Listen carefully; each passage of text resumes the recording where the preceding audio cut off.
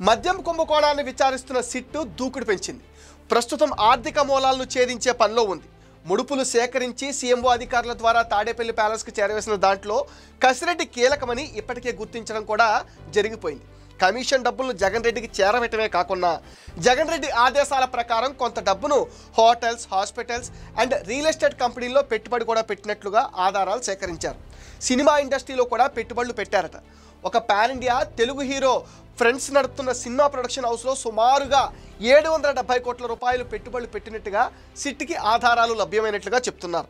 కసిరెడ్డిని విచారిస్తున్న SIT అధికారులు సినీ పరిశ్రమలో పెట్టిన పెట్టుబడులపైన మరింత లోతుగా ప్రశ్నించి కీలక సమాచారం రాబట్టినట్లుగా తెలుస్తుంది.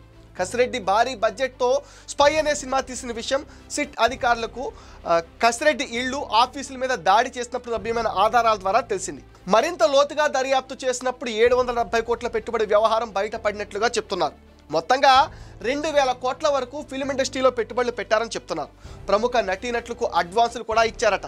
జగన్ రెడ్డి ఆదేశాల ప్రకారమే నేను ఇవన్నీ చేశానని కూడా చెప్పాడట కసిరెడ్డి. సో జగన్కు వచ్చే నెల రోజులు కష్టకాలమే. సిట్ అరెస్ట్ చేసే అవకాశం కూడా ఉంది. సిట్ విచారణలో కసిరెడ్డి చాలా వరకు ఒప్పుకున్నట్టుగా చెప్తున్నారు. కోర్టు కసిరెడ్డిని వారం రోజులు సిట్ కస్టడీకి ఇచ్చింది. ఈ నెల 2వ తేదీ నుండి ప్రతిరోజు 7 గంటల పాటు ప్రశ్నిస్తుంది. రోజు 50 ప్రశ్నల వరకు కసిరెడ్డి సమాధానాలు చెప్పవలసి వస్తుందని చెప్తున్నారు.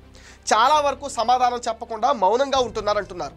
మొదటి 2 రోజులు విచారణకు సంబంధించి కొన్ని లీకులు సిట్ వర్గాల నుండి మీడియాకు అందేవి.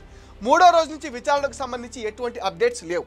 ఈ నెల 8వ తేదీ వరకు విచారణ కొనసాగనుంది. ఈ 770 కోట్లు పెట్టుబడి ఈ విచారణలోనే బయటపడుతున్నట్లుగా చెప్తున్నారు. రాబోయే రోజుల్లో కసిరెడ్డి లీలలు ఇంకెన్ని బయటపడతాయో చూడాలి మరి.